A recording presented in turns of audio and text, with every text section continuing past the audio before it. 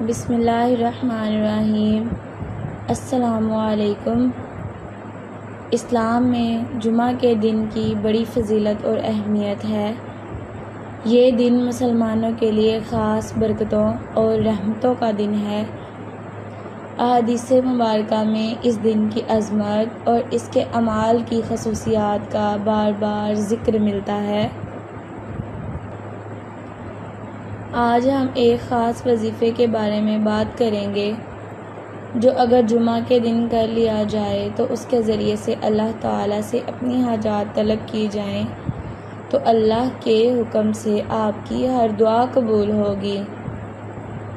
جمعہ کے دن اللہ تعالیٰ اپنے بندوں پر خاص رحمتیں نازل کرتا ہے اور دعاؤں کو قبول کرتا ہے۔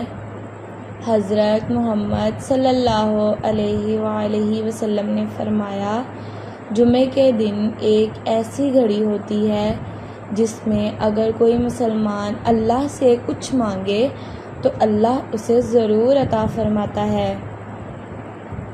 ناظرین، یہ وظیفہ شادی کے مسائل اور مال کی تنگی سب کے لیے کیا جا سکتا ہے۔ اس سے آپ کی ہر پریشانی ختم ہو جائے گی۔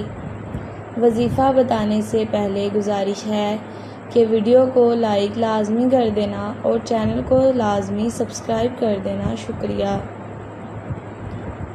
ناظرین، وظیفہ کچھ یوں ہے۔ آپ نے سب سے پہلے فجر کی نماز کے بعد 100 مرتبہ استغفر اللہ پڑھنا ہے۔